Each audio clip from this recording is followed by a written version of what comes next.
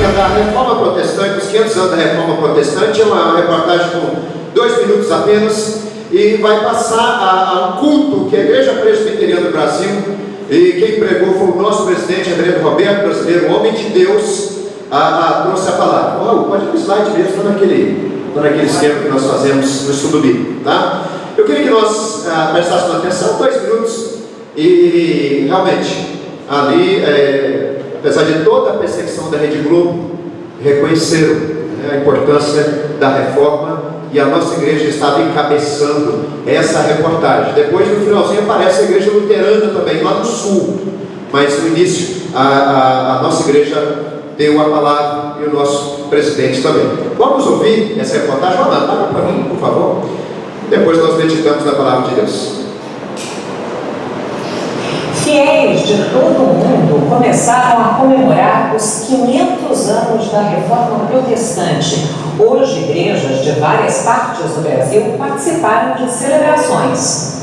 O Parque Olímpico no Rio se tornou local de orações para mais de 15 mil pessoas. Os fiéis da Igreja Presbiteriana do Brasil lotaram as arenas numa celebração especial. Os 500 anos da Reforma Protestante no mundo. É um povo aqui que ama ao Senhor, que ama a palavra dele, que acredita, que tem fé. Em 31 de outubro de 1517, o alemão Martim Lutero, ex-monge católico, apresentou 95 teses ou propostas de mudanças na igreja. O reformismo de Lutero acabou criando o protestantismo, com seguidores espalhados pelo mundo. Martim Lutero levou o homem a pensar na sua Esse é o nosso presidente das coisas, e ao mesmo tempo da grandiosidade como ser criado por Deus, e Deus é o centro de todas as coisas para nós. Esse é um dos lugares mais importantes e significativos para os protestantes brasileiros. Ele é considerado um marco histórico. Foi aqui onde hoje é a ilha de Villegaignon e onde funciona a Escola Naval do Rio, que aconteceu o primeiro culto protestante no Brasil em 1557. E ele ficou eternizado por esse memorial. Em Curitiba, a comemoração vai até terça-feira no Centro de Exposições do Parque Barigui. Cerca de 25 mil pessoas participam, entre elas muitos jovens. O valor da palavra de Deus, o valor do ensino bíblico, tudo aquilo que foi resgatado com a reforma protestante, a gente quer trazer a importância disso não só para dentro da igreja, como para toda a comunidade. Protestantes ainda mais jovens foram às ruas em Santa Rosa, no interior do Rio Grande do Sul. O desfile homenageou a mudança que Lutero promoveu no mundo e celebrou o legado deixado nesses 500 anos. Paz, educação, ação social e direitos humanos, ensinamentos para todas as gerações. Gostei. Que a gente não ouve essa palavra, porque infelizmente a palavra, a designação evangélicos se tornou tão contaminada de tanta heresia, que nós precisamos voltar a ser chamados de protestantes. Nós protestamos mesmos, protestamos contra o pecado e protestamos contra esse mundo, trazendo de todo para esse mundo para debaixo do reino e da autoridade de Deus. Gostei muito da palavra do Roberto Brasileiro, nosso presidente há 16 anos. Deus abençoar, talvez ano que vem não deve ficar, porque já encerrou, ainda está aposentando, jubilando. Deus abençoar de colocar outro presidente crente como nosso presidente, para a igreja continuar sendo abençoada e crescendo ainda mais. Irmãos, nós falamos, cantamos aqui a música de Martim Lutero. Eu queria começar essa mensagem falando um pouco da reforma promovida pela via da França, da via da Suíça, através do francês chamado Jean Calvin ou João Calvino. João Calvino tinha 25 anos, quando por um ato de Deus, porque não existe coincidência, existe providência, ele teve que passar por Genebra, porque a estrada para onde ele estava indo, ele queria ir para uma cidade e ficar ali apenas estudando as doutrinas reformadas. Calvino tinha se convertido, mais ou menos um ano, Deus o transformou. E ele fala que a conversão dele foi repentina, e foi uma obra poderosa de Deus, assim, quase que automática. E ele, lendo a Bíblia, entrega-se ao Senhor. Ele passa então por Genebra, porque uma das cidades, devido aos conflitos da reforma, uma das estradas que levava à cidade onde ele queria estava bloqueada pelo exército. Ele vai então pernoitar em Genebra. Chega lá e ele é descoberto por um reformador que trabalhava na cidade de Genebra, chamado Guilherme Farel. Guilherme Farel era um homem já mais maduro que Calvino. Calvino tinha 25 anos. E ele descobre, uma pessoa vai e fala o seguinte: tem um protestante hospedado aqui numa pousada. Guilherme Farel vai lá e chama esse protestante. E fica sabendo que ele escreveu um livro defendendo a fé protestante. Esse livro é chamado As Institutas, ou também o resumo da fé cristã. Ele, no início, ele nega. Ele fala assim: eu não quero me envolver em nenhum trabalho, eu quero apenas ficar quieto num canto obscuro para me estudar. Eu quero estudar. Farel, então, Guilherme Farel, estende a mão com uma autoridade de Deus e fala assim: Calvino, Deus há de amaldiçoar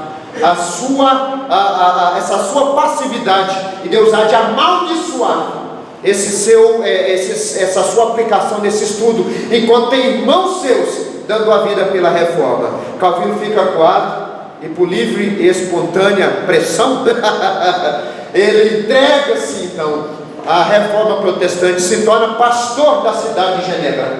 A cidade de Genebra era uma cidade tão imoral, que a imoralidade lá galopava. Para vocês terem noção, a cidade de Genebra adota a reforma protestante, e de uma noite para o dia, Genebra fica na Suíça, todos aqueles moradores da cidade passam a ser protestantes de nome. Eram católicos, passam a ser protestantes de nome, mas a imoralidade continuava, a tal ponto que o conselho, o governo da cidade, estabeleceu uma lei: aqui em Genebra você só pode ter uma amante, porque o povo queria ter várias amantes, queria ter várias mulheres, e tinha também aqueles que nós chamamos hoje de libertinagem, a igreja envolvida com o mundo, mas no domingo estava todo mundo na igreja, e nos bares, nos bordéis, durante a semana eram frequentados por cristãos protestantes. Calvino, então, juntamente com Farel, chega na igreja de Saint-Pierre, em Genebra, e começa o trabalho de reforma, pregando a palavra de Deus. 3 anos, no mesmo ano, final do ano, ficou apenas um ano, ele trabalhando, confrontando os pecados, trazendo o povo para a palavra. Eles expulsam Calvino e expulsam Farel de Genebra. Calvino, um pouco mais tarde, chega até reconhecer que pode ser que ele tenha sido muito rápido, e querendo mudanças muito rápido, o povo não suportou. Eles expulsam Calvino de Genebra. E nesse intervalo de conflitos, e principalmente quando Calvino foi expulso de Genebra, o nome Calvino era dado então aos cachorros vira-latas da cidade. Passava um cachorro para ofender o reformador Calvino, eles chamavam o cachorro pelo nome. Calvino então vai para Estrasburgo, e ali tem um tempo de renovo, um tempo de visitação do Espírito Santo. Ele estava lá quando o governo de Genebra então manda chamar Calvino, dizendo o seguinte: Calvino, as coisas aqui perderam o controle, você precisa voltar para retomar a obra de reforma. Então Calvino volta de Estrasburgo e entra em Genebra. Toda a cidade ficou assim, naquela expectativa dele fazer um sermão, dele fazer um discurso criticando a decisão do conselho de Genebra em expulsá-lo da cidade. E Calvino então assume o púlpito da igreja de Saint-Pierre. 3 anos longe do púlpito, Calvino pregava todos os dias durante uma semana alternada, ou seja, ele pregava todos os dias durante uma semana, e três vezes no domingo. Pregava de manhã, pregava à tarde e pregava à noite. e ele pregava sequencialmente, em leitura contínua das Escrituras. Então ele pegava textos bíblicos, e não importava o livro, ele ia pegando, ensinando, pegando, ensinando. O livro de Isaías, 66 capítulos, livro de Gênesis, 50 capítulos, profeta Jeremias, 40 e tantos capítulos, e ele ia pregando, pregando. Chega Calvino, sobe no púlpito, e a igreja estava então em expectativa. Ele vai agora acusar aquelas pessoas que o expulsaram. Ele simplesmente diz o seguinte: queridos irmãos, abre comigo a sua Bíblia no texto tal, no capítulo tal e no versículo tal. Era no versículo seguinte que ele tinha parado de pregar há 3 anos antes, para a seriedade que esse homem tinha com a palavra. Ali Calvino fica 25 anos, depois que ele volta, 25 anos pregando a Bíblia, 25 anos pregando a palavra, e Genebra começa a ser transformada pela pregação da palavra. Os historiadores chegam a registrar que a cidade de Genebra, devido à pregação, não devido a Calvino, mas a glória de Deus que era manifestada através da pregação da palavra, a cidade de Genebra foi chamada de a miniatura do reino de Deus na terra. Dava um certo horário onde as pessoas então iam reunir as suas famílias. A parte da noite não tinha culto nas igrejas, mas escutava-se durante as noites as famílias louvando o Senhor em Genebra, nas casas, nos lares, famílias, crianças, adultos, idosos, louvando a Deus, porque a palavra transformou a vida dos cidadãos de Genebra. Um pouco antes de morrer, Calvino escreve um lema que ele entende então que resume toda a obra de Deus ali, a obra de reforma, a obra da visitação que o Senhor fez, de transformação de vidas que o Senhor fez.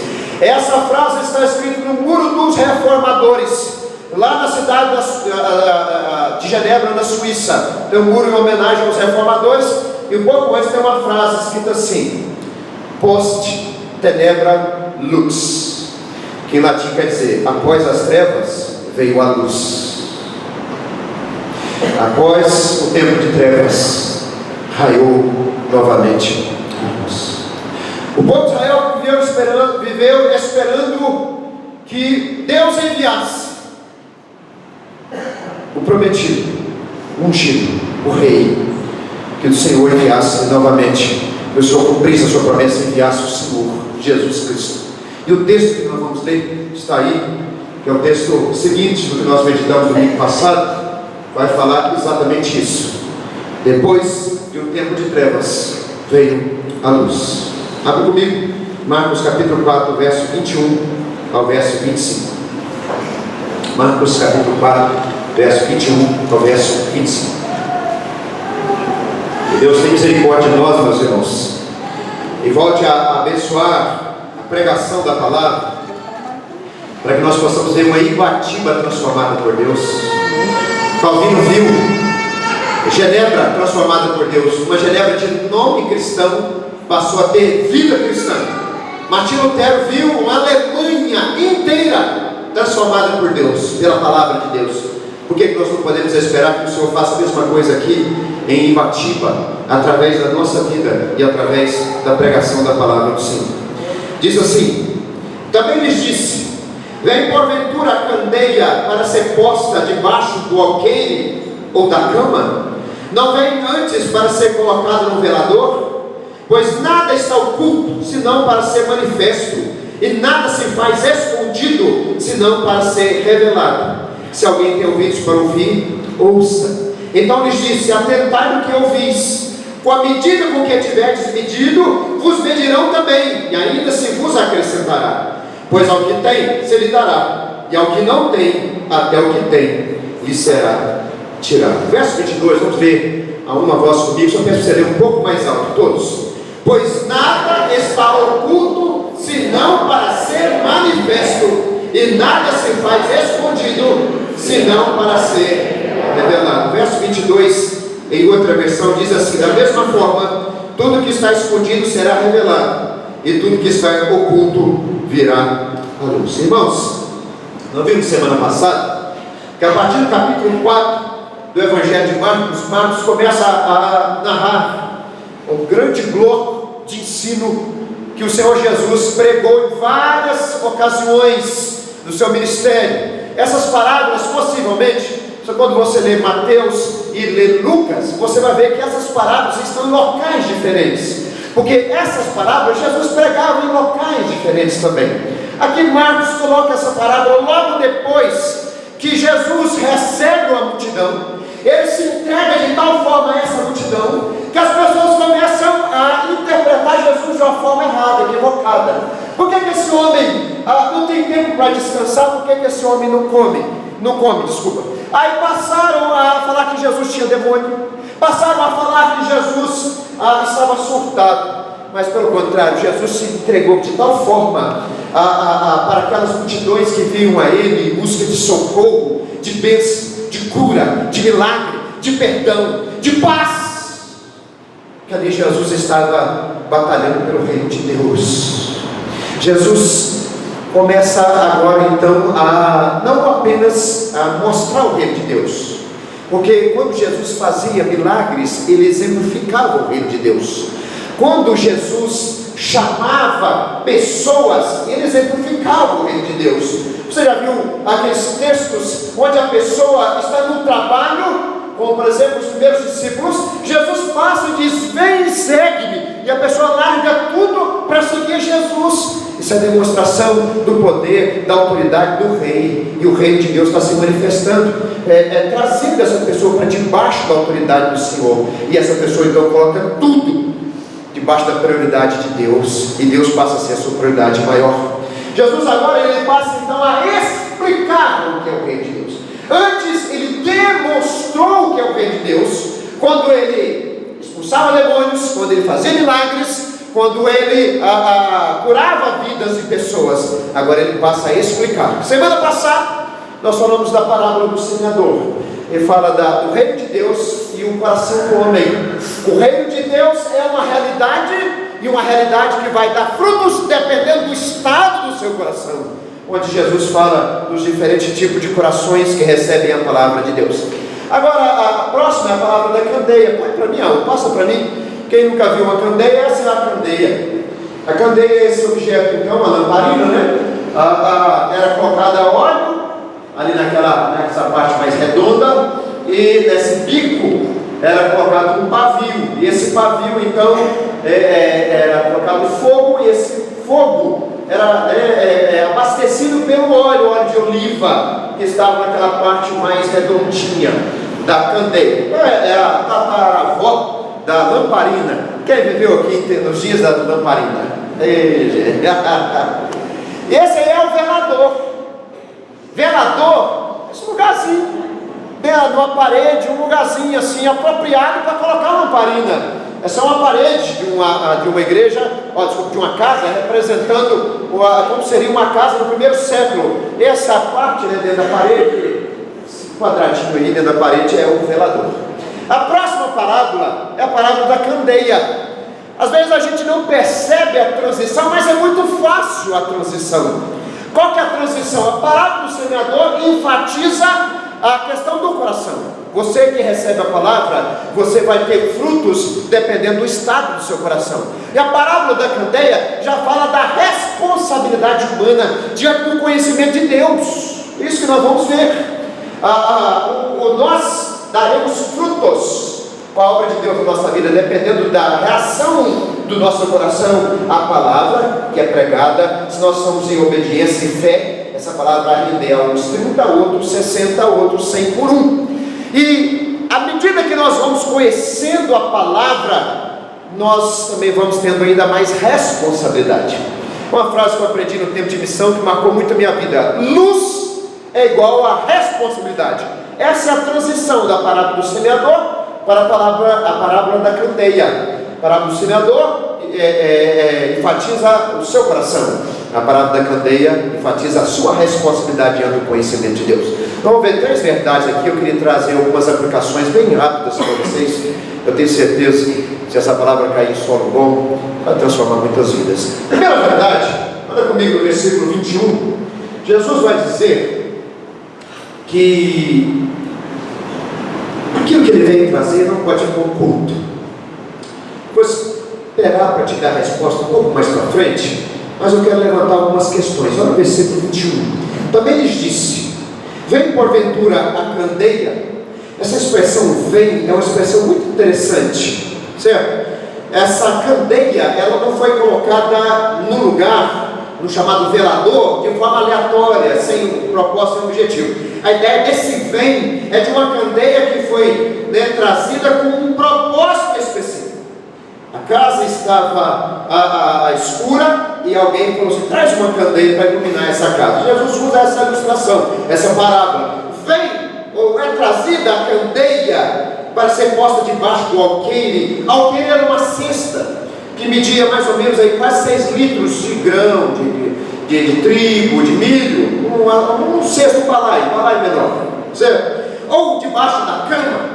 Não vem antes para ser colocado no velador. Aí Jesus fala, em outra versão é portanto, ou de igual forma, nada está oculto, senão para ser manifesto, e nada se faz escondido, senão para ser revelado. Vou fazer 2 perguntas a esses versículos. Diz assim: a primeira pergunta seria: que candeia é essa que veio, que devia ser colocada no melhor lugar para iluminar o máximo de gente possível? Que candeia é essa que foi trazida com esse propósito de iluminar o máximo de gente possível? Segundo, o que estaria oculto, ou que estaria escondido, que futuramente seria plenamente revelado? São perguntas que a gente vai fazendo para o texto, para ensinar a gente a interpretar o texto, entender o texto. O que essa candeia representa? Por exemplo, tem pessoas que leem esse texto e, por causa da nossa mente ainda muito marcada pela culpa do pecado, já logo pensa que Jesus usou esse texto para falar de pecados ocultos do nosso coração. Com certeza. Agora, não nesse texto aí. Lá nos outros textos de Mateus e texto de Lucas, os evangelistas vão usar essa parábola para falar que tudo que está no nosso coração oculto, maquiado, aqui escondido, vai ser exposto uma hora ou outra. Nada fica escondido que uma hora não venha a ser revelado. Ou pelo menos no dia do juízo final, quando Deus trazer à luz as obras de todas as pessoas, sejam más ou sejam boas, vai vir à tona. Não tem como você esconder de Deus os seus pecados. Mas nesse contexto não é isso que ele está falando. Jesus está falando que uma candeia foi trazida com o objetivo de iluminar o máximo de pessoas. Por isso ela precisava ser colocada no lugar apropriado. Ela não podia ser colocada debaixo de uma cesta, o alqueire, nem debaixo da cama, mas no velador. E com essa luz que estava sendo trazida, aquilo que estava oculto dentro da casa seria mostrado, seria revelado. Que luz é essa? E o que estava oculto que Jesus ia mostrar plenamente para os seus discípulos? Bota comigo o capítulo 14 e a resposta está aí no versículo 11. Olha que interessante. Vocês lembram quando Jesus disse acerca do reino de Deus? Ele falou do reino de Deus como um mistério. Desculpa, eu falei capítulo 14, né? Capítulo 4, no versículo 11, diz assim: olha, ele lhes respondeu: a vós outros vos é dado conhecer o mistério do reino de Deus, mas aos de fora tudo se ensina por meio de parábolas. Olha que interessante, o versículo 11 fala que o reino de Deus, naquele estágio, era como um mistério, algo que estava se revelando, mas que não estava plenamente conhecido. Era um segredo que estava sendo mostrado aos poucos, para aqueles que estavam de dentro, aqueles que estavam dentro da casa, não para aqueles que estavam fora da casa, ou seja, para os discípulos, aqueles que tinham crido em Jesus, aqueles que tinham abandonado tudo para seguir a Jesus. O Senhor estava mostrando aos poucos o mistério do reino de Deus. Lembrando que o reino de Deus é a reconquista que o Senhor está fazendo nesse mundo, trazendo tudo para debaixo da sua autoridade, seja vidas, famílias, cidades, instituições, culturas, tudo tem trago, o Senhor tem trago por meio do conhecimento da palavra para debaixo da sua autoridade. Isso é reino de Deus.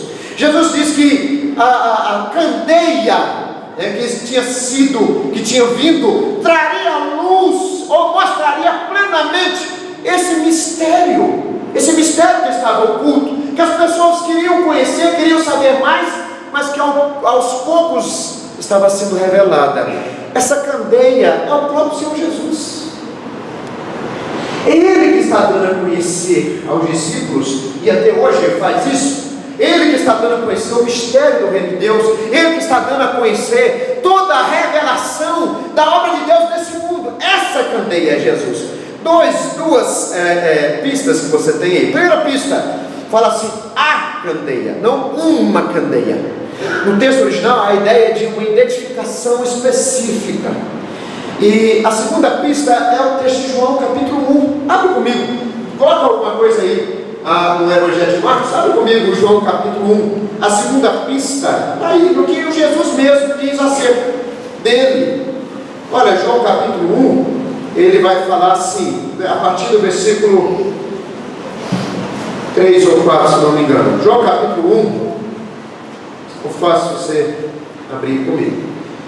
Olha, verso 4: a vida estava nele, e a vida era a luz dos homens.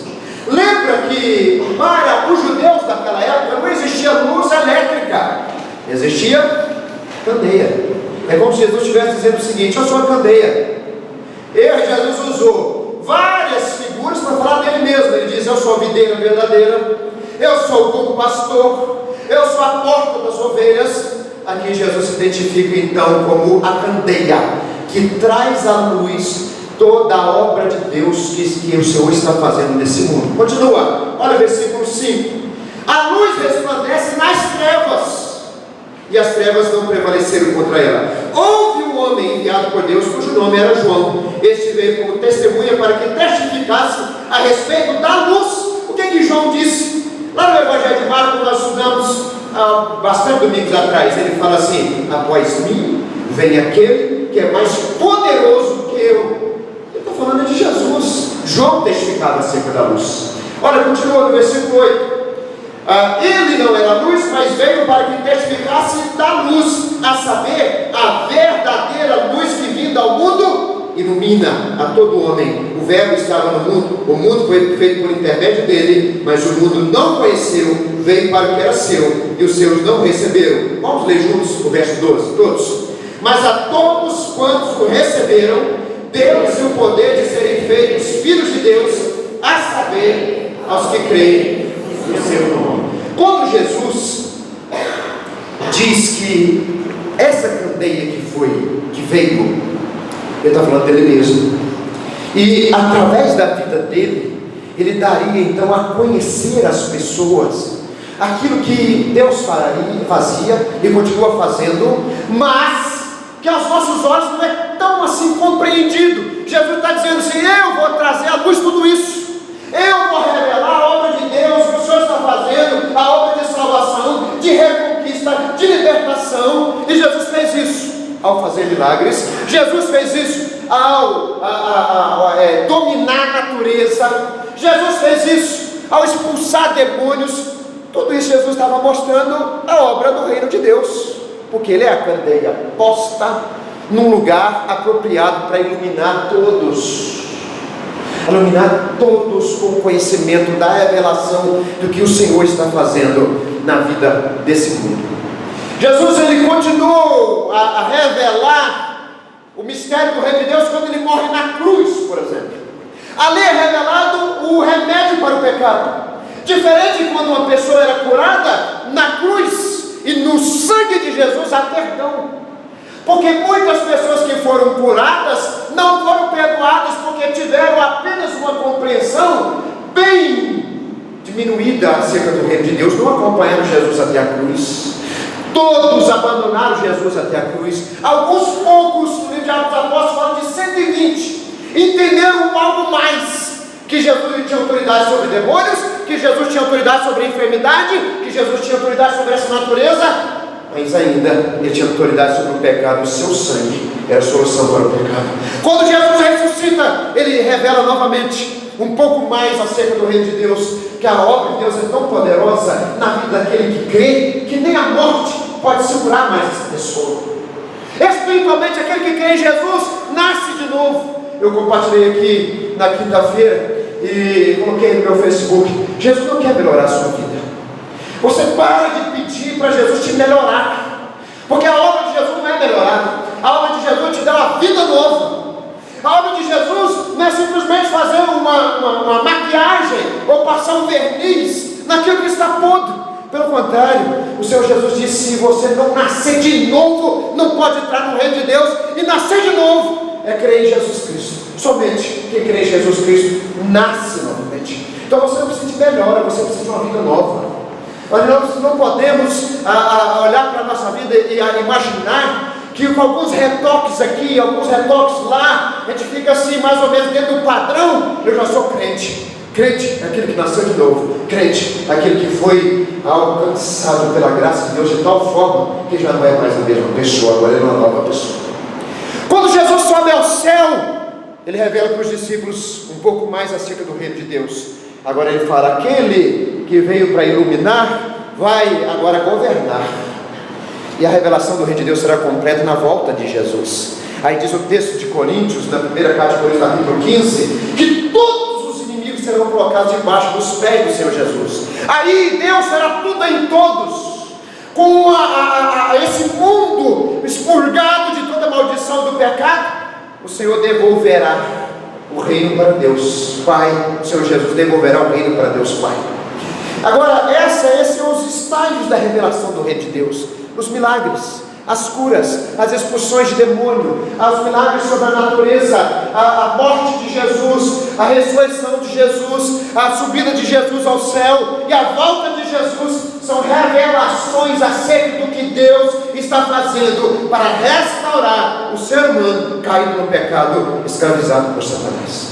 Agora, quando eu leio esse texto, o que mais se destaca para mim, sabe o que é? É que é da vontade de Jesus que cada vez mais nós compreendamos os mistérios do reino de Deus, cada vez mais a gente compreenda aquilo que já está revelado na palavra. Isso é a vontade de Jesus. Ele diz: a candeia não serve para ser colocada debaixo de uma cesta, de um balaio, nem debaixo da cama para ficar oculta. Pelo contrário, a candeia tem que iluminar todos. A candeia tem que iluminar os cantos dessa casa. Jesus está incentivando, gente, a gente a buscar a Ele e dizer assim: Senhor, eu compreendo tão pouco da sua obra nesse mundo, eu compreendo tão pouco do seu reino na minha vida e na vida das pessoas, mas diz a tua palavra que o Senhor é candeia que ilumina, candeia que esclarece, candeia que mostra, e mostra aquilo que já está revelado na palavra, mas que eu não compreendi. Irmãos, em nome de Jesus, guarda essa promessa do Senhor no seu coração. Sabe por quê? Eu sentei 4 anos no seminário, saí do seminário não sabendo quase nada acerca do reino de Deus, sabendo teologia, sabendo todo tipo de doutrina, mas sabendo um pouco daquilo que o Senhor está fazendo na minha vida e na sua vida, reconquistando você, restaurando você, transformando você em nova criatura todos os dias. Essa revelação do reino de Deus é dada àquele que entende que Jesus tem exatamente essa vontade, esse desejo de encher você de conhecimento e revelação na palavra daquilo que Ele está fazendo. É por isso que eu tenho clamado, é por isso que eu tenho pedido, é por isso que eu tenho pregado muito sobre isso, porque na verdade o Evangelho de Marcos vai falar desde o início o Evangelho de Jesus Cristo, e já vai falar logo da vinda do Rei. Quando diz preparar o caminho do Senhor, era uma expressão usada para quando o rei visitar o seu reino. Então o Evangelho de Marcos vai o tempo todo mostrar Jesus como rei, e o entendimento desse reino em nós é que faz toda a diferença, é que faz a gente ver a grande diferença que há entre reino de Deus e religião. Reino de Deus é vivência, reino de Deus é experiência, reino de Deus é poder manifestado na vida. Religião é um fim em si mesmo. Religião, você vem, você cumpre o seu papel, bateu o seu cartão aqui na igreja, volta para casa, está satisfeito. Deus já não tem mais influência na sua vida em nada mais durante a semana. Saiu dessa porta, você volta a ser a mesma pessoa. É isso que faz total diferença. É saber que agora eu sou habitado pelo Rei, e o Rei está transformando a minha vida, e que esse Rei quer que o seu senhorio, quer que o seu governo, quer que o seu reino se estenda em todas as áreas da minha vida. Esse Rei quer reinar no meu casamento, esse Rei quer reinar na criação da minha filha, esse Rei quer reinar no meu ministério, porque pode ser que pessoas exerçam o ministério sem que o Rei esteja conduzindo ele. Exercer o ministério simplesmente para cumprir tarefas. Eu tenho que pregar na quinta-feira, então eu vou pregar na quinta-feira. Eu tenho que pregar na sexta-feira, eu tenho que dar aula na escola dominical, eu vou fazer. Mas vou falar uma coisa aqui para vocês com toda sinceridade. Eu não fui chamado para ser mecânico de igreja. Eu não fui chamado para ser mantenedor de igreja. Eu fui chamado para pregar o reino de Deus. Esse rei que quer habitar na sua vida, transformar você em mudar por completo, e de mudar a sua história e fazer de você uma nova criatura. E é da vontade de Deus encher você de entendimento, porque essa candeia já foi colocada, essa candeia, ela veio, essa candeia está brilhando, e nós ficamos muito sem entendimento. Por quê? Por que a gente se contenta com tão pouco? Por que a gente se contenta com o mínimo? Sendo que Jesus quer iluminar tudo, quer mostrar tudo, quer esclarecer tudo para aquele que é dele. Jesus quer nos dar total intimidade com ele. Jesus quer manifestar o seu poder na nossa vida, nos dando a conhecer o poder desse poder que transforma essa velha natureza em pessoas novas. Essa é a primeira verdade. O reino de Deus não veio para ficar oculto.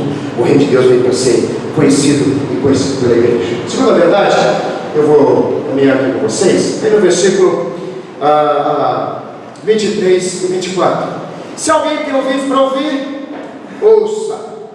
Essa é uma expressão que Jesus usava com respeito àquela pessoa que tinha entendimento. Ele discernia aquilo que Jesus estava falando, aquilo que Jesus estava pregando, porque todas as pessoas ouviam, mas nem todos entendiam. É por isso que Jesus falava assim: quem tem ouvidos para ouvir, ouça. Ou seja, quem está aqui e com entendimento espiritual, saiba que é exatamente isso que eu quero que você entenda, é exatamente isso que eu quero que você leve para casa, é exatamente isso que eu quero que você guarde no seu coração. O quê? Que o reino de Deus quer se mostrar completamente para você, e você conhecer toda a obra de Deus na sua vida e na vida das outras pessoas. Continua. Então ele diz: atentai no que ouvis. Essa expressão é muito interessante. Com a medida com que tiveres medido, vos pedirão também, e ainda se vos acrescentará. Segunda verdade dessa parábola é que o reino de Deus pede uma resposta da pessoa. Primeiro, o reino de Deus não veio para ficar oculto. Segundo, o reino de Deus pede uma resposta da pessoa. Essas três expressões: quem tem ouvido para ouvir, ouça. Atentai no que vocês estão ouvindo, e a mesma medida que vocês usaram para medir, vai ser usado para medir vocês também. São três expressões que falam de respostas, três expressões que falam de uma atitude ao conhecer o que Deus quer que você conheça. Em outras palavras, nós não podemos ficar passivo diante daquilo que Deus está falando conosco. Você ouve, mas não toma uma postura, não toma uma atitude, não toma uma decisão. Jesus chama as pessoas, chama os seus discípulos, para tomar uma postura, uma decisão. Nessa parábola, essa é a segunda verdade. Quando fala assim, com a medida com que medires, na época, no comércio judeu, essa expressão era usada para pesar grãos. Eles usavam o alqueire, né? Aquele balainha, aquelas cestinhas que vem a calhar, realmente com um lacinho romântico aqui, para ficar mais legal. E a pessoa pesava aqueles grãos com a balança.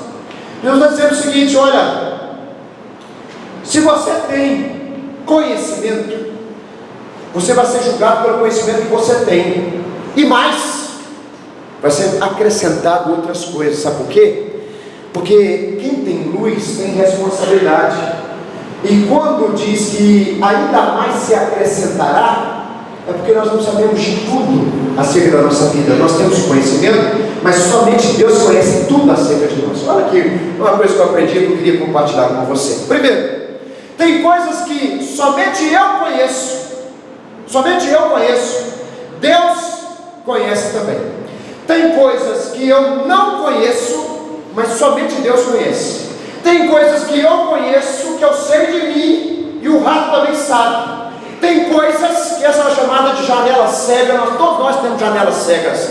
Quanto mais alguém nos conhece, observa aqueles pontos cegos em nós, coisas que estão presentes na nossa vida, nos nossos hábitos, nas nossas posturas, nas nossas conversas, e o outro fica assim: gente, que falha que essa pessoa tem? Será que ela não percebe que ela está falhando nessa área? Esse é um ponto cego que nós não percebemos. Tudo isso será revelado no último dia. Ou seja, o conhecimento que eu tenho vai ser acrescentado com aquilo que Deus sabe de mim. E se eu não tiver tomado uma postura, se eu não tiver tomado uma atitude, se eu não tiver tomado uma decisão, que a palavra decisão quer dizer cortar fora, além de ser julgado na medida que eu tinha, outra medida vai ser acrescentada. O conhecimento que eu tenho vai ser cobrado de mim, e o conhecimento que Deus tem também vai ser cobrado de mim e de você. Esse é o perigo do Evangelho.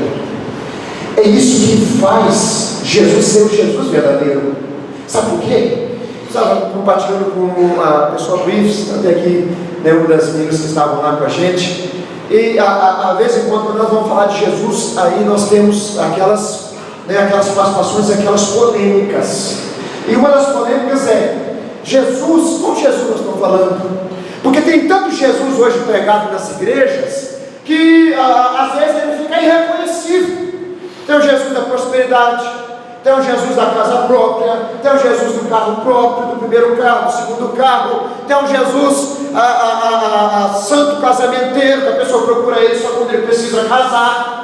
Tem o Jesus empresário, que a pessoa procura ele só quando ele precisa de algum crescimento da sua empresa. Que Jesus nós estamos falando? Não, Jesus do Evangelho, o Jesus verdadeiro. E esse Jesus verdadeiro, ele diz o seguinte: o conhecimento que você tem, se você não responde a esse conhecimento com fé, quebrantamento, vida verdadeira diante de Deus, você vai ser medido pelo conhecimento que você tem, e ainda mais será acrescentado, porque no último dia, quando você for colocado no raio-x dos olhos do Senhor, e você conhecer aquilo que você não conhecia acerca de você mesmo, aí você vai ver que a medida é muito maior. Você não pode ficar passivo diante daquilo que você conhece da palavra de Deus. Até quando nós vamos ficar adiando nossas decisões espirituais? Até quando nós vamos deixar para amanhã algo que Deus nos chama para tomar decisão agora, no hoje? Como diz o texto de Hebreus, tantas e tantas vezes a palavra hoje aparece. Se hoje ouvires a sua voz, não endureça o seu coração. Sabe por quê? Porque esse conhecimento que você tem será cobrado de você no último dia. E quem está dizendo isso é Jesus. Esse mesmo Jesus, tão distorcido, às vezes, ele está dizendo: eu vou cobrar isso que você tem. À medida que você foi medido, à medida que você tem, será usada contra você. E ainda mais será acrescentado, porque Deus Senhor depois vai trazer a medida que Ele tem. E a medida de Deus é uma medida que exige de nós completa entrega, uma decisão completa, radical, na presença de Deus. Não deixa para tomar decisão depois. Essa luz que você está recebendo, ela vai ser uma bênção para você se você quebrantar o seu coração, mas vai cada vez mais levar sobre você a disciplina de Deus, o juízo de Deus aumentar sobre a sua vida, porque no último dia Deus vai exatamente cobrar de você. Você teve conhecimento, você sabia da minha vontade, mas você não tomou nenhuma decisão para mudar a sua vida. Eu nunca reinei sobre você, o Senhor nunca estendeu o reino dele sobre a sua vida, porque você rejeitou o rei todas as vezes que ele se revelava a você. Mensagem dura, mas a mensagem de Jesus verdadeiro e que nos traz o Evangelho verdadeiro. O Evangelho é boa nova, mas é boa nova para quebrantar de coração. O Evangelho é boa notícia, mas é boa notícia para aquele que quer o rei reinando na sua vida. Porque para aquele que não é, para aquele que não quer, para aquele que resiste, para aquele que se endurece, o Evangelho passa a ser uma notícia. Porque esse Evangelho vai te julgar depois do último dia. Última coisa, olha o versículo final, versículo 25. Vamos terminar aqui para nós orarmos. Verso 25: pois ao que tem se lhe dará, e ao que não tem, até o que tem lhe será tirado. Abra comigo a carta aos Efésios, capítulo 3, verso 14. Naquele estágio do ministério de Jesus, os discípulos ainda não tinham todo o entendimento da obra de Deus, do reino de Deus nessa terra. O Novo Testamento não estava escrito, Jesus não tinha morrido na cruz, mas ele disse o seguinte: aqueles que têm recebido e aqueles que têm reagido, têm decidido em cima daquilo que ele tem ouvido, que ele tem aprendido, tem vivido pelo menos esse pouco que ele sabe, Deus vai acrescentar ainda mais.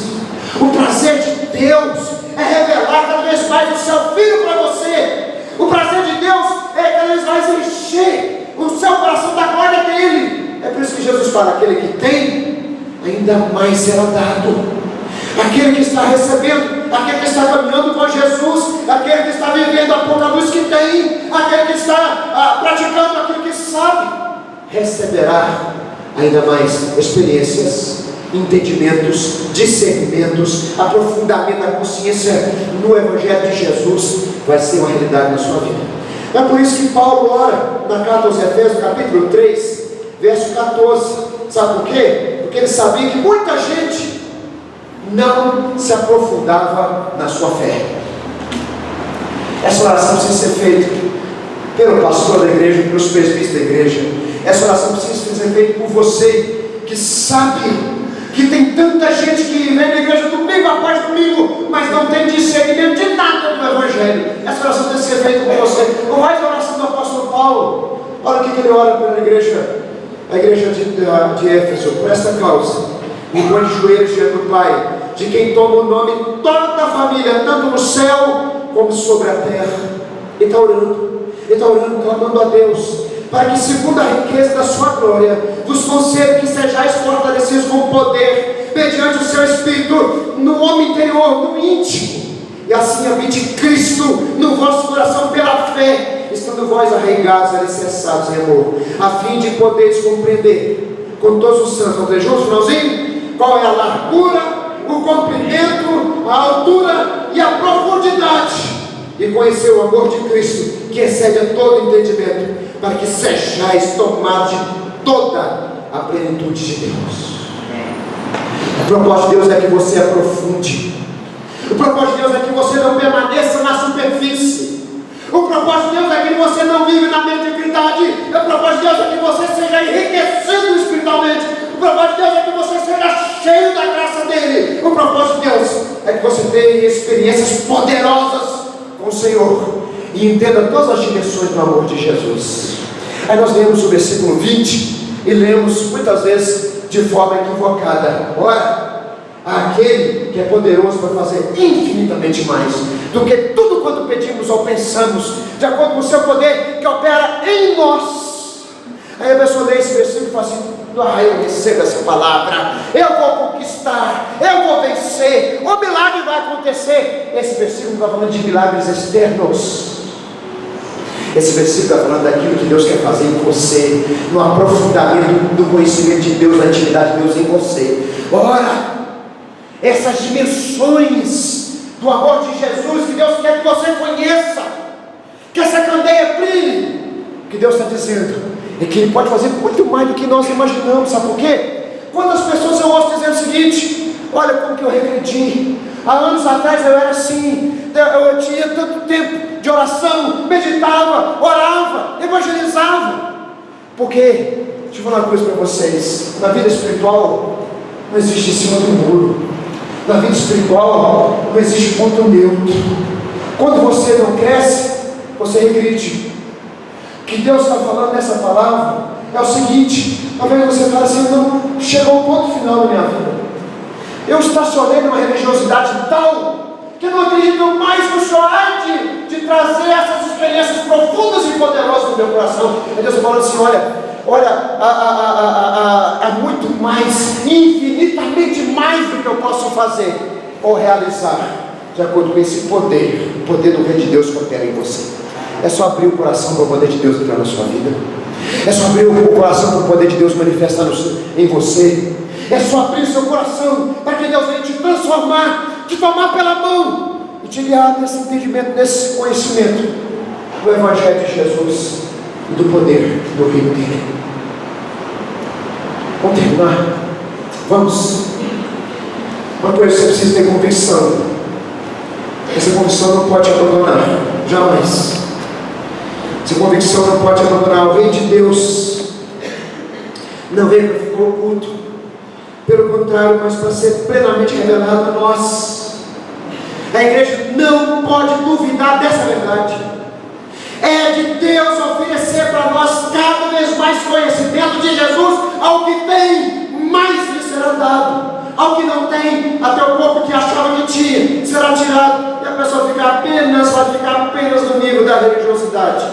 No último dia, a medida que ele tinha será usada contra ele no tribunal do Senhor. O discípulo de Jesus, ele não pode ser descuidado com aquilo que ele ouve acerca da palavra. Essa candeia, gente, ela era alimentada, ela só queimava se tinha óleo. Se ela não tinha óleo, ela não queimava.